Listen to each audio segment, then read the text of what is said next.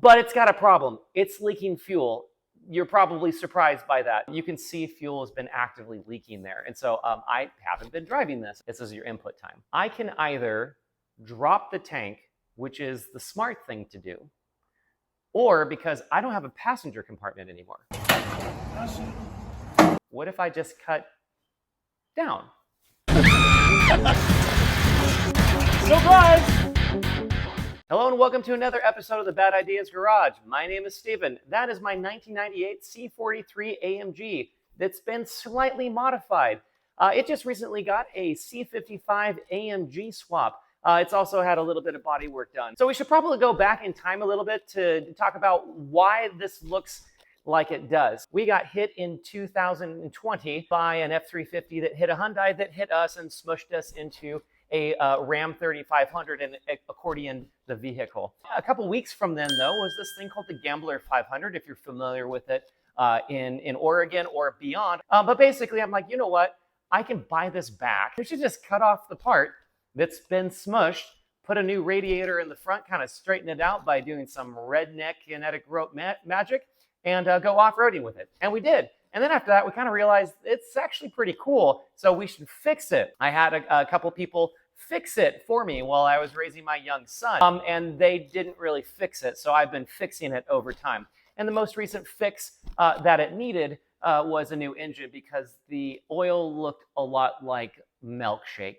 So it brought all the boys to the yard in the form of a 1997 E55 AMG. But that is now in this. And Andrew had that for a couple of months. And then I realized, oh, it's leaking fuel at a slight angle when I parked it. I did know that it smelled like fuel sometimes when I was driving it. And Andrew actually found, using a smoke machine, he found that the charcoal canister actually had someone drilled through it. You know those people that said that they were going to fix it for me?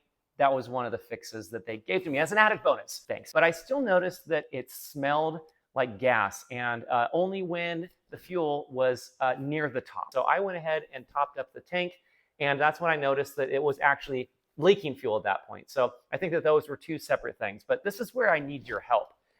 It's because on the bottom, and I'll show some footage right here, just about right here on the driver's side, if you look up, because this has saddle tanks on each side, you can see fuel has been actively leaking there. And it has between 3/4 of a tank and full right now is what it's been reading on the gas gauge. I tried to use a bore scope to go up from this side because there's a couple of lines that go here and then towards the front of the car. I thought it might be what's called the purge valve or the MOT valve in the front.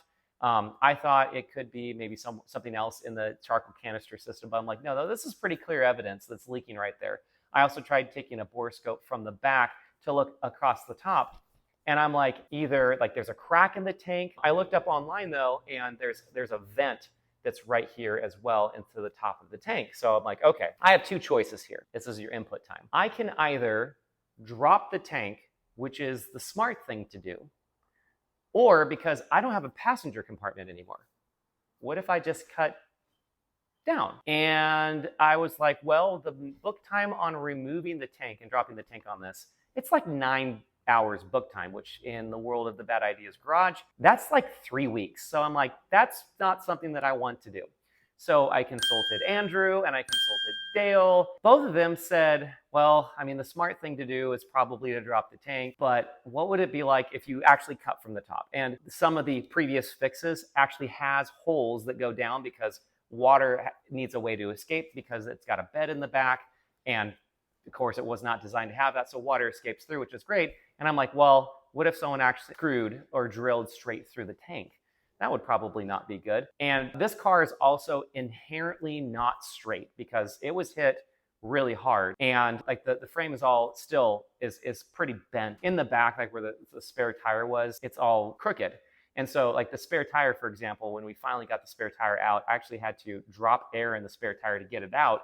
It's kind of my concern is if we drop the tank, can't get it back in. I also thought about doing something like, well, if I take it out, maybe I can replace it with like fuel cell, but then that's like more custom stuff that I'm not sure if I really want to do. I'm nearly positive that there is something over here that I could cut through, but you can't really like use a Dremel because that's like not safe. The diagram shows that there's two lines. I think one of them is an air inlet line and then one of them is a vent line. I don't think it's a return line based on what goes on the driver's side. So I guess that's where I need your input, is if this were your car, and granted that the car is not straight, I'm not gonna put this car on the track ever again.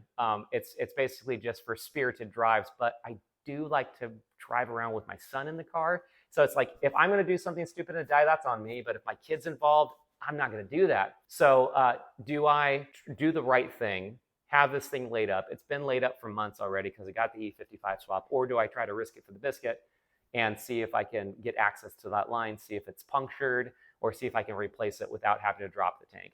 And that's where I need your input. So are we the bad ideas garage, or are we the, we're maturing a little bit, but still bad ideas garage? You tell me. Drop me a comment down below, send me a message on Instagram, or you can check us out at thebadideasgarage.com. Just want to have your input, and I hope you enjoyed the story about how this came to be. And I do intend to make more videos of this out and about, because this is a truly unique car.